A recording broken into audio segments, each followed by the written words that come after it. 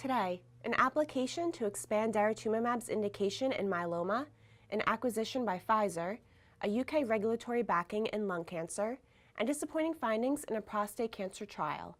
Welcome to Enclave News Network. I'm Gina Columbus.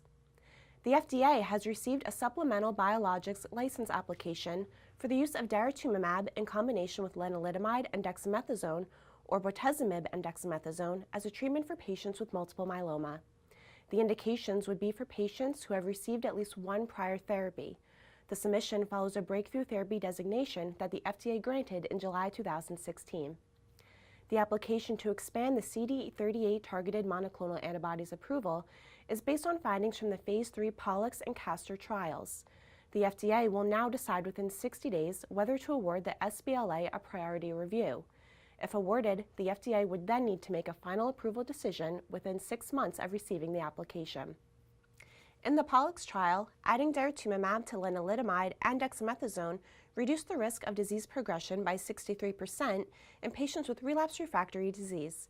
In the Castor trial, adding daratumumab to bortezomib and dexamethasone reduced the risk of progression or death by 61% in patients with recurrent or refractory multiple myeloma. The application also includes Phase 1 data of daratumumab combined with pomalidomide and dexamethasone for patients with myeloma who have had at least 2 lines of therapy. Pfizer has announced plans to acquire the biopharmaceutical company Medivation, which is the developer of enzalutamide. As part of the terms of agreement, Pfizer will pay Medivation $81.50 per share in cash, totaling $14 billion. The transaction is expected to complete later this year. Enzalutamide is currently approved as a treatment for patients with metastatic castration-resistant prostate cancer, but the agent is also being studied across other indications. Prior to the acquisition, Medivation had stated plans to initiate the Phase 3 ENDEAR trial to explore enzalutamide as a treatment for patients with triple-negative breast cancer. This study was expected to begin enrollment in the fourth quarter of 2016. Medivation also holds rights to promising agents, such as the PARP inhibitor talazoparib and the checkpoint inhibitor pembrolizumab, which are being studied across a range of tumor types. The acquisition will add Medivation's oncology products to Pfizer's own line of agents, including palbociclib, sunitinib, avelumab, and crizotinib, among others.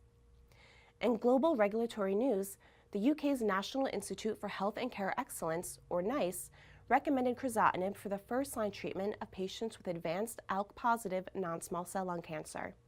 In its recommendation, Britain's healthcare cost watchdog noted that chemotherapy was the only previously available treatment option for patients in this setting. During its initial review of crizotinib, NICE determined that the drug did not meet its cost-effectiveness standards. However, Pfizer, the manufacturer of crizotinib, offered a further discount that persuaded NICE to offer new draft guidance recommending the drug. Other drugs did not fare so well in recent NICE decisions. NICE has recommended removing 3 drugs currently available from the UK's Cancer Drugs Fund for not being cost-effective. The drugs include everolimus for treating advanced breast cancer after endocrine therapy, ibrutinib for treating relapsed or refractory mantle cell lymphoma, and sorafenib for treating advanced hepatocellular carcinoma. The Cancer Drugs Fund allows patients to access drugs that have shown clinical promise, while NICE resolves uncertainty related to the cost-effectiveness of the treatment. In metastatic castration-resistant prostate cancer, the addition of castirzen to cabazitaxel and prednisone did not improve overall survival in patients. The findings were from the open-label Phase 3 Affinity trial, which was conducted at 95 locations in North America, Europe, Russia, and Asia. Patients were randomized to receive cabazitaxel and prednisone with or without castirzen, which is a second-generation antisense oligonucleotide. The safety profile of castirzen was found to be similar to those from prior studies.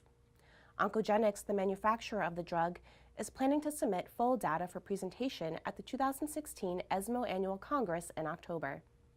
In April 2014, the company announced that the combination of castirzen with docetaxel and prednisone failed to significantly improve overall survival as a first-line treatment for men with mCRPC, as seen in the Phase 3 Synergy trial.